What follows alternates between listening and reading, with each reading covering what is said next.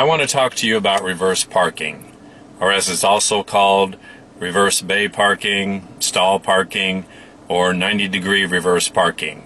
But all it really is backing into a parking space. So to start with, find an empty section of a parking lot to practice in. Then start driving slowly down a row of spots and pick out one ahead to back into. As you're driving, leave at least 3 feet or about a meter between the side of your vehicle and the front of the parking spots on the side you're going to park in. I would say more like even 5 feet if the spacing allows it. I'm going to park in one on the right side, so I'm going to put my right turn signal on to get other drivers' attention and let them know what I'm about to do. Slow down to a crawl as you get close to the spot you picked. That's the spot I'm going to back into. It's marked on either side, and right next to it, those cones mark the spot where someone else might be parked on that side of me. The cones are good to have to practice with, but you don't have to buy cones. You can just get some cardboard boxes and set those on the ground so you'll know where the edges of the parking spot are. And if you back into them while you're practicing, no harm done. And you just know you need to pick a different starting point the next time. What you're going to do now is line a part of your vehicle up with an outside reference point. You're looking for the reference point where you will start your backing from. I'll show you where that reference point is for this car, and that will help you find where that point is for your vehicle. Because the point from which you start your backing can vary slightly depending on the size and the turning radius of your vehicle. But this will give you a starting point to work with. I pull up past my spot and move slowly forward, and then I stop when I can look out the passenger side rear window and see the closest line of my parking spot lined up in the bottom right-hand corner of that window. From the outside, this is what the position of my vehicle looks like in relation to the spot I want to park in. This is the second spot away from my spot where I'm going to park. You can see that my front wheels are pretty close to the second line of that spot, and the second line of that spot roughly intersects where my steering wheel is. Once you've lined your vehicle up with the reference point that works for you, you're almost ready to start backing, but not quite.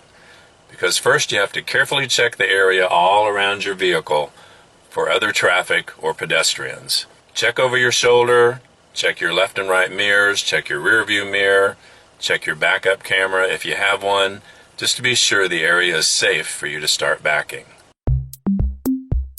And the rule of thumb about which way to turn your steering wheel when you're backing is if your parking spot is on the right, you turn your steering wheel all the way to the right.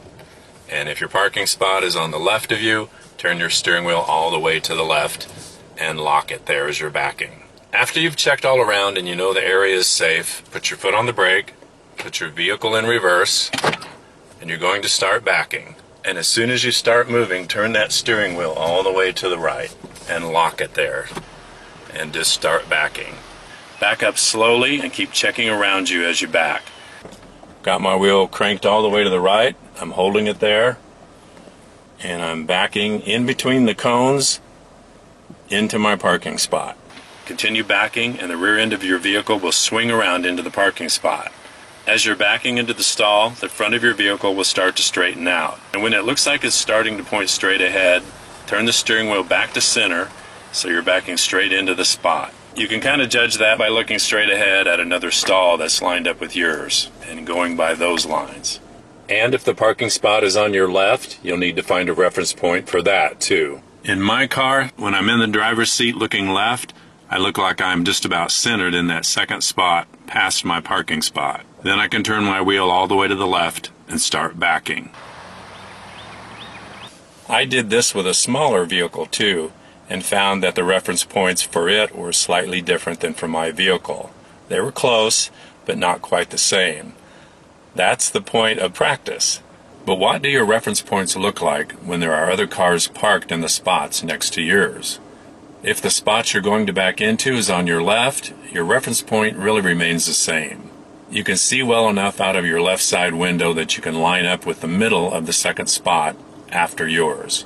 If the parking spot you're backing into is on your right side, then you do need a new reference point, because there'll be a car or truck blocking your view of the lines of the parking stall on the pavement. For my car, I pull past the spot I'm going to park in until the middle of the vehicle that's next to my spot is in that lower right-hand corner of my rear passenger side window. In an actual situation where you're backing into a spot and you see that you're going to be a little bit off from where you would like to be to get right into the middle of that parking spot, make some slight corrections to the path of your vehicle. If you see you're going to cut it a little bit short, turn your steering wheel a little bit back towards center. That'll kind of straighten out your path as you're backing.